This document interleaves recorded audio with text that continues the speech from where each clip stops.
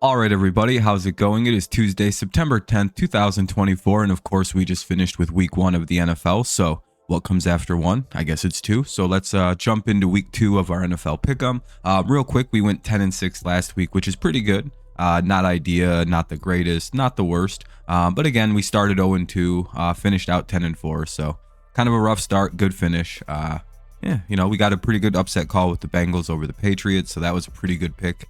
You have to admit, pretty good call. I feel like I was one of the few people who actually picked that one and got it. So had a good one, had a few bad ones, like picking the Chargers to lose. That was silly. Picking the Giants to beat the Vikings. Not sure what I was thinking there. Everything else, pretty close. All right, that's pretty much our recap. But again, before we jump into week 2, make sure you leave a like, subscribe to the channel if you're new here, all that YouTube mumbo jumbo. It does help the channel and makes the video do better. And make sure you leave your comments down below. We did really good with that last week, had a ton of pick'ems, so I'm hoping to see a lot this week. Put your picks down below, how you did last week, put your record, all those things. I always comment back on every single thing you'll comment on these picks videos. So what your thoughts are, if you think I did terribly, if you think I stink, if you think I'm great, whatever you want to say, just leave it down there and we'll have a conversation. Nothing's off limits. Some stuff, terms of service, but anyway, let's jump into this week 2 pick'em. Oh yeah, real quick, we'll always put our record from the week before and our overall. So 10-6, not bad, not great, pretty solid. 10 wins is good. If you're double digits already, you're doing good. Over 500 week 1, you're in good shape. Really, even a bad week 1 isn't a big deal. Anyway, Thursday night football, we have a really good game. The Buffalo Bills head to Miami to take on the Dolphins. Dolphins are 1.5 point favorites with an over-under of 48.5. The Dolphins, again, both teams won. The Dolphins beat the Jaguars 20-17. Really close, good game. They had to come back to win that game. Similarly, the Bills beat the Cardinals 34-28, but that game, the Cardinals led for a while, then the Bills took the lead back, then the Cardinals stayed in it. It was a really good game, really close game, where you start to wonder, all right, Buffalo's defense has a few problems, right? Because again, the Cardinals have a good offense. They play the Bills really well for whatever reason, so maybe that's something. But it does kind of point to Buffalo maybe has a defense problem that we kind of all seen in the preseason and worried about in the offseason. But it's also game 1, Their offense clicked in the second half, so that's good to see. So Buffalo seems to be good on offense now, but their defense is a little shaky. Looking at Miami, their defense played well, but their offense was really off. Things didn't seem like they were super in sync the whole game. Things kind of seemed touch and go. The O-line was all right. It wasn't, But again, you're also playing like Jacksonville, who's got this weird, really good pass rush defense. So things can be kind of rough for a team like Miami playing Jacksonville. But when I think about this game, I always think the Bills, whenever I look at the Bills' success versus Miami, it seems like the Bills have a wild amount of success versus this Miami Dolphins team. I don't know if it's a coaching situation. I just don't know if it's a personnel situation. Maybe the Dolphins defense doesn't play Josh Allen the greatest. Maybe it's just the dual threat nature. But I went and looked at the database. It's Bills basically win every game, and then the occasional Dolphins win spread in there. So that's kind of what I'm leaning on here, especially early in the season. The Bills seem to know how to beat the Miami Dolphins in any shape that they're put together, right? And I don't know if this Dolphins team is as good as the one from last year. Is it better? We don't know. And I don't know. I feel like with offenses like the Miami Dolphins, the Detroit Lions, your Kansas Cities, the Los Angeles Rams, these more complicated coaches that have more motion-based offenses that are timing-based, that tend to rely on things getting to a receiver at a certain moment in the field. I think those offenses tend to come along a little bit slower than an offense like Buffalo's, which is basically just Josh Allen, do your thing. You know what I mean? It's not as complicated as Miami. So you could see where in a game like this, where one offense is pretty ready to go and the other offense is still getting its stuff together, putting it together, figuring it all out, getting the timing down, they may be another week or so to get it going. So that's kind of why I like Buffalo. I know it's a Thursday and it's a home team, but I do like Buffalo. They play these games well. They play Miami well, and their offense is looking a little bit better, and it clicks in a lot easier than Miami's style of offense. So I'm going to go with the Bills in what could be a really fun game. Sunday, 1 o'clock. There's some shit games that I'm not going to spend a lot of time on. The The Las Vegas Raiders take on the Baltimore Ravens. Both teams are 0-1, but it's kind of a different 0-1. Ravens are favored by 9.5. That's the biggest line of the weekend. By the way, the lines are always included from FanDuel. I don't really use the lines to make my picks. They just kind of come after I go make my picks, then I find the lines. They're there for your fun. Let's see. The Ravens lost that really close game by a toe to the Kansas City Chiefs, 27-20. Very good game. That would have forced it to overtime. No, the Ravens were going to go for the win, so we don't really know how that would have played. But either way, really good opening game. And then, of course, the Raiders kind of got boat raced by the brand new Chargers. So, so I look at this game, I'm thinking, all right, the Raiders offense really struggled to get going against the Chargers defense, who I don't think is as good as the Ravens defense. And I don't really know if the Chargers offense is going to be as good as the Ravens offense is going to be this year. So when I see a team lose by 12 to a team that I didn't think was going to be good right away in the Chargers, I mean, they're going to be a good team, just not right. You know what I mean? Yeah, I don't know. I just think the Ravens are going to win. The Raiders looked really off on offense. Their defense didn't look that great. And like their defense not looking great is like a big problem if you're picking the Raiders to win games, because their entire thing is like they're a defensive team. And if they look bad on defense, then I'm going to take the Ravens. Yeah. The New Orleans Saints take on the Dallas Cowboys in Dallas. Cowboys are 6.5-point favorites with an over-under of 45.5. Both teams are 1-0. The Saints destroyed the Panthers 47-10. The Cowboys beat the Browns 33-17. You know, both teams won in big fashion. One team won more impressively than the other, and that's the Cowboys. It's not that impressive to destroy the Panthers. I'm sorry. Again, they played them well. They destroyed them. They won by 37 points. But when I look at the way the Dallas Cowboys were able to sort of dismantle the Browns, completely shut down their offense, they made their defense look irrelevant. When that's very impressive to do to a team like the Browns, in my opinion, right? It's like, wow, you almost beat the Browns by double their score, like 33-17. And that's one of the top, usually one of the top 3 defenses in the league by the end of the year. So that's a very impressive win for Dallas. I like that I seen that. I like the Cowboys coaching way more than the Saints. Cowboys have a better team than the Saints. It's in Dallas. I mean, you know what I mean? It's like, yeah, the Saints did just do that to the Panthers, but like the Cowboys did that to the Browns. What's more impressive? You know what I mean? Give me the Cowboys. The Los Angeles Chargers take on the Carolina Panthers. The Chargers are 6.5-point favorite. I'm surprised it's only 6.5 with an over-under of 38.5. We just talked about all these things. The Chargers won 22-10. Panthers got blown out, and I'm going to take the Chargers to win. I'm not going to waste your time and tell you why I'm taking the Panthers to win. Derek Brown's out for the season probably, so somehow the Panthers got even worse from week 1 to week 2. You didn't even know that was possible, did you? They got worse, substantially worse, like way worse. Somehow they got way worse, and I don't even know that's actually possible. Give me the Chargers in a very comfortable win. I don't ever predict blowouts either.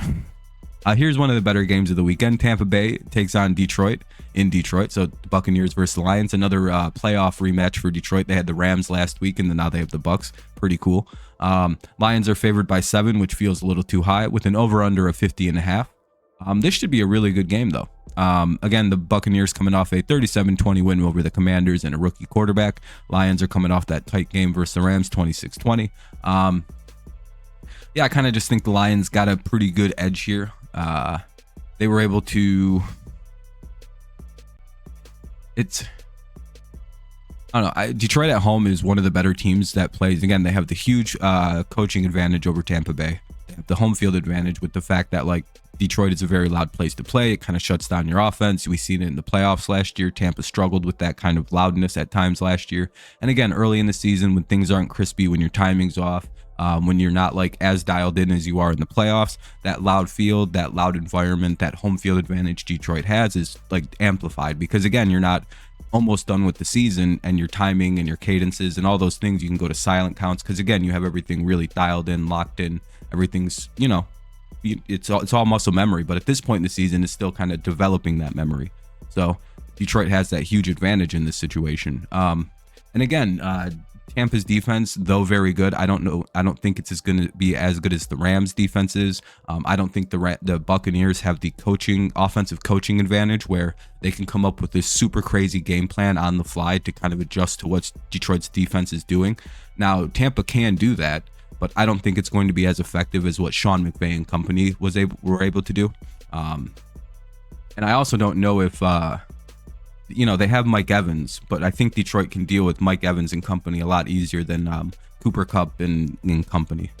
I don't know. Again, I don't think Baker Mayfield's as like prolific as Matthew Stafford either, so I see more mistakes coming. Tampa will keep it close though. They're going to play good. Baker's been having good. Their offense, good team, but I just think Detroit has more advantages in this game, and I like that going into it. Plus, Detroit can kick now, so that's a big help. Some good games. Indianapolis Colts take on the Green Bay Packers. Colts are favored by 3.5 with an over-under of 40.5. This one's really hard to pick. Both teams are 0-1. The Colts lost a tight game to the Texans, 29-27. Very impressive showing by the Colts. Very good-looking game by Anthony Richardson. If he can clean things up, he looks like he might be one of those guys. The Colts look pretty good. The Green Bay Packers lost 34-29. The bigger situation for them right now is Jordan Love. He's probably not going to play in this game. And if they have to use like Malik Willis or Sean Clifford or whoever the hell they have on that team, then they're probably going to lose this game, right? This is one of the ones that, like, if Love misses 3 weeks, they play like, what is it, the Bears and the Vikings next, the Colts, Bears, Vikings, or something like that. So if this were to be like, if it is Malik Willis, I have to go with the Colts. I think the Colts defense will give fits to this team, especially if it's led by Malik Willis. Will the Packers keep it close? I think so. They have a pretty good team. It's just, I think when the quarterback situation's in a weird spot and the backup isn't as great as you'd like him to be, we know what Malik Willis can do. I don't really, I gotta see it, I can review this game on like a Saturday stream where we kind of re-talk about everything, but as it stands right now, I have to go with the Colts because of the Packers QB situation. Plus, the way the Colts played against the Texans was very impressive. I think you can beat a lot of teams with that effort. All right, let's continue. 5 more 1 p.m. games. Cleveland Browns take on the Jacksonville Jaguars. Jaguars are 3.5-point favorites with an over-under of 41.5. We've talked about both these games. They're both 0-1. Browns, again, lost to the Cowboys 33-17. Jaguars lost a close one to the Dolphins 20-17. Weird that both teams scored 17 points. I like the Jaguars to win this game right now. I don't really know what's going on with Cleveland's offense. Deshaun Watson looks really off. They're not running well. The offensive line doesn't look great. The receiving situation feels off. Seems like their offense is just out of sync, out of timing, kind of just out of whack right now. And with the Jaguars actually just played very good defense versus Miami. They broke late. Miami's offense has this inevitable feeling, and eventually Tyreek Hill was going to go off after he got arrested. It was a whole thing with that game. But again, the Jaguars offense or defense did show up and played really well. They just couldn't hold. And I don't know if the Browns offense in the state that it's in right now is going to be able to do as much as the Miami offense that was, it looked way better. It was just a little off. It's kind of one of them weird, like, because of the way the Jaguars defense performed against a much better Miami offense, I like the Jaguars in this game, despite both Miami and Cleveland looking off on offense. Miami looked better. Cleveland looked lost. And I think if you're playing a defense as good as Jacksonville, a defense as good as Jacksonville's defense can be, there we go, you're probably going to run into a brick wall in week 2. So I like the Jaguars at home with their defense over Cleveland. San Francisco 49ers take on the Minnesota Vikings. 49ers are 5.5-point favorites with an over-under of 45.5. The 49ers coming off a 32-19 scorigami win over the Jets. Very funny. They beat Aaron Rodgers again. They sort of always do that. I'm not really sure why. At least lately they have been. The Minnesota Vikings won their game 28-6 over the Giants. Good job by Sam Darnold. He didn't look terrible. But yeah, in this situation, I think I'm going to be going with the 49ers, despite the Vikings, beating the shit out of the Giants. Really, that's the best way to put it. They destroyed them. I got to see Sam Darnold play like a real team. Again, the Giants do have a pretty solid defense, but they kept getting set up by their defense. They were getting tons of opportunities because the Giants kept turning the ball over. There was again, ample opportunity to put up points and points and points and score and score and score. But they only got to 28. The offense had moments where it looked good, but it was inefficient. And if you're playing a defense as good as the 49ers defense is, much better than the Giants, and you're missing out on opportunities that your defense is giving you, like the Vikings were all game against the Giants, then I think if you're playing a team like the 49ers who will cash in and score, not give you as many opportunities as the Giants did, and if your offense is not cashing the ball in when it's getting it on opportunities like the Vikings weren't, because that score should have been way higher for the Vikings. Let's be real. Like, it should have been like a 42-49 type game for them, but they like couldn't keep it. Again, it is what it is. I just think the 49ers will kind of do what they can to make Darnold pretty irrelevant in this game, and then it's going to come down to the Vikings defense trying to make stops on this 49ers offense, and I don't know if they're going to be able to, because again, they're not playing Daniel Jones, they're playing Purdy and the boys. So give me the 49ers. Maybe the Vikings can have a prove it game. All right, game of the week. Here's one of my big upsets. Seattle Seahawks take on the New England Patriots. Seahawks 3.5 point favorites with an over-under of 38.5. Oh, we're not 9.5 point underdogs this week, I see. The Seahawks coming off a 26-20 win versus the Broncos. Barely could beat a rookie quarterback and Bo Nix, who played terribly. And the Patriots shut down the Bengals and won 16-10, almost exactly like I said we would. Now, this is why I think my team's going to win this week.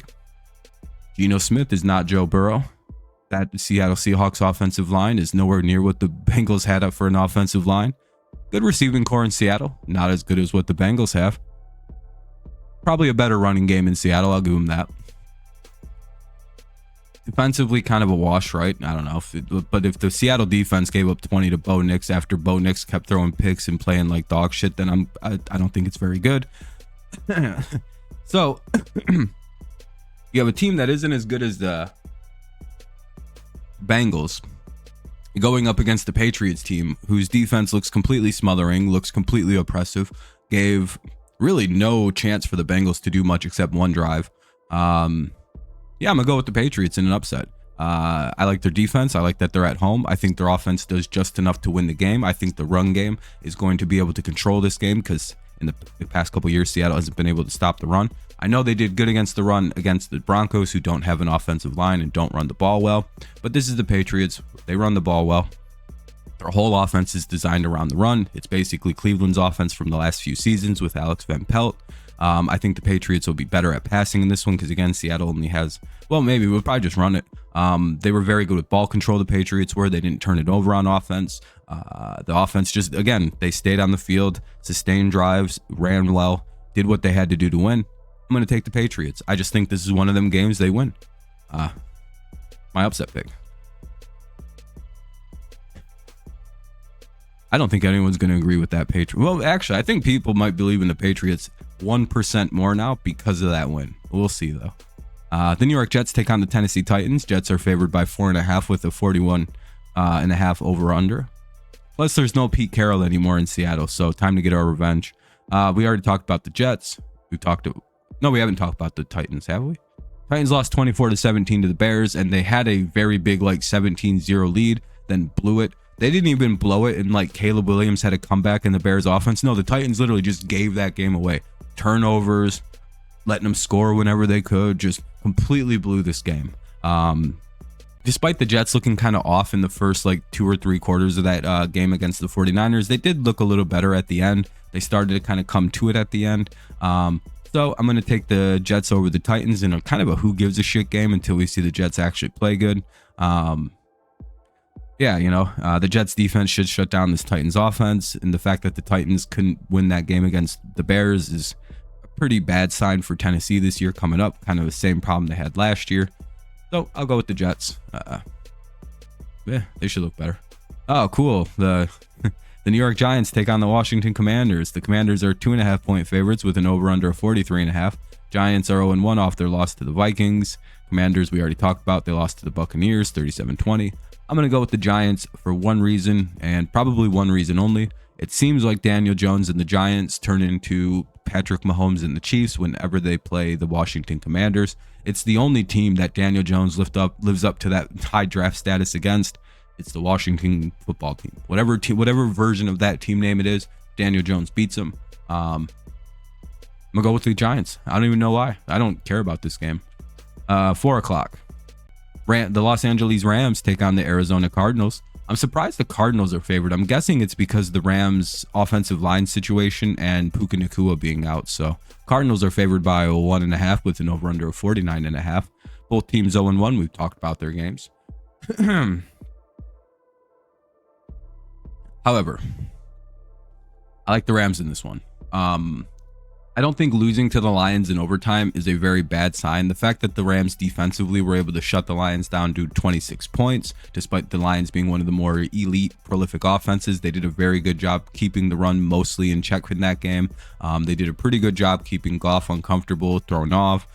Jared Verse looks very good. So again, the Rams have a very good defense, it looks like. And the Cardinals, despite having pretty solid offensive talent, I forgot to look up the NFC West way. I think the Rams always beat the Cardinals. I think that's like a thing out there also. But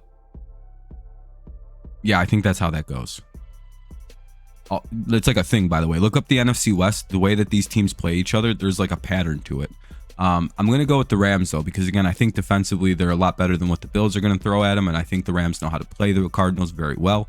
And again, Stafford looked really sharp. The offense looked really good, and the Cardinals defense did not look good at all. I could still see the Rams, despite not having Puka in the line, still coming up with a good game plan that they did against the Lions. A very effective game plan that can kind of shut down this Cardinals defense. That's, again, not very good. They blew a very big lead, so I'll go with the Rams. There are some games, again, I told you this week I don't care about. The Pittsburgh Steelers take on the Denver Broncos. The first place in the AFC North Pittsburgh Steelers, the only AFC North team to win a game, the Pittsburgh Steelers. They won 18-10 versus the Falcons. We already talked about their wins. And the Broncos lost 26-20. Looked really bad. Steelers are favored by 3 with an over-under of 36.5. I'm going to go with the Steelers. Defensively, they looked unbelievable. They may have only won the game on field goals, but it's not like Denver's defense nor their offense is enough to deal with this Steelers team. I think Steelers defense completely shuts down the Broncos offense, makes them almost irrelevant in the game. And the Steelers can just go ahead and win on field goals again. All Justin Fields has to do is get close, and they can kick field goals, and Justin Fields can get close. It works. I mean, they clearly won a game. This could be the game of the week if it was like 3 weeks later. The Cincinnati Bengals take on the Kansas City Chiefs. Chiefs are 5.5 point favorites with an over under of 48.5. Bengals coming off a loss, Chiefs coming off a win. I got the Chiefs winning for basically 2 reasons. Number one, just like when the Patriots last week, playing Cincinnati in the first 2 to 3 weeks of the season, it's almost a guaranteed win. They don't look as good. They don't play as sharp. The team looks off. Their defense is pretty good, but again, their offense is the issue, right? Their emotion offense. They have a very complicated, timing-based it's a situational offense. Again, it takes them a few weeks to kind of get calibrated. Kansas City is in a similar spot. They don't play good right away. Detroit, we talked about it earlier, right? There's a slew of teams that utilize a lot of motion and a lot of very complicated offensive schema that take a few weeks to get going. The Bengals are one of them. The Chiefs are one of them. The Chiefs just, they're lucky they're playing a team that is aggressively bad about this in Cincinnati. That's why I'm taking the Chiefs. It's literally like if this was 2 or 3 weeks later, I'd have a completely different analysis for this game. But I don't, because it's week 2, Cincinnati. Free win. Sunday Night Football. The Chicago Bears take on the Houston Texans. Texans are favored by 6.5 with an over-under of 46.5. We've already talked about this. Both teams are 1-0. I'm going to go with the Houston Texans. I think the Bears got very lucky. They were playing the Tennessee Titans. They had that game lost. Their offense looked very, very bad, very off-timed. Williams only threw for 98 yards. The receiving core didn't look that great despite all the work. The running game wasn't going. So again, Chicago needs a little time to get going. I think running into a defense as good as Houston this week is a bad thing. I think Houston frustrates and shuts down these Chicago Bears. I think the Bears defense can keep them in it, can kind of keep it close, but giving up 17 to the Titans is suspect. I could see CJ Stroud and company having themselves a nice little game and kind of just introducing the world to the Bears and everybody. Do I think the Bears play better than they did against the Titans? A little bit, yeah, but you can't put forward that effort and beat a real team like Houston. You can beat the Titans like that, not the Texans. So Monday night, The Atlanta Falcons take on the Philadelphia Eagles. Eagles are 6.5-point favorites with an over-under of 47.5. I regret to inform everybody that we are back on to the Falcons rule. Until that loser-ass team wins a game with this iteration, I don't know how you lose a game to a team that can't score touchdowns, but Jesus Christ. You do all that work in the offseason, and you look worse than you did the year before. They do. They look worse than they did last year. I'm back to not picking Atlanta. Till they win games, I'm not picking them. I'll go with the Eagles. I'm not even going to provide analysis because I'm so angry at Atlanta again. It's like every year I think I can trust these dudes. They come out and they score 10 points with all that at work, all that addition, all that offseason talk. They score 10 and lose on field goals. It's just the same old team. Can't pick them. All right, that's pretty much all the picks this week. It's always funny when Atlanta's the last one and I can just shit all over them for a while. But anyway, I really appreciate you guys listening. Hopefully you found this entertaining, useful, however you found it. Make sure you leave your comments down below. Those are the things I like to listen to. I like to get back to you. I like to talk to you about your picks, my picks, whatever you're thinking. Make sure you leave a like, subscribe to the channel. Those things help the video out too, help the channel out. Thank you so much for watching in week 1 and all that stuff. And let's hope for a better week. That's it. That's week 2 down the drain, in the tubes, in the dumps, in the landfill, shitted on and wiped away and flushed into the sewer. Dumped on some mutant family of people that live in the sewers. That'd scare the shit out of me. If I was walking by a sewer and somebody grabbed my leg, I'd be like, ah! They're just like, please, pizza. And I'd be like, what the fuck? I don't know. Anyway, thanks for listening, guys. Have a great rest of your day and night, morning, mid-afternoon, mid-evening. Whenever you give this a listen, just have a good one. Yeah, peace out. I'll see you guys next week. We'll be uploading another... Well, I'm going to start doing power rankings soon, so keep an eye out for that. All right, bye-bye. Have a good day.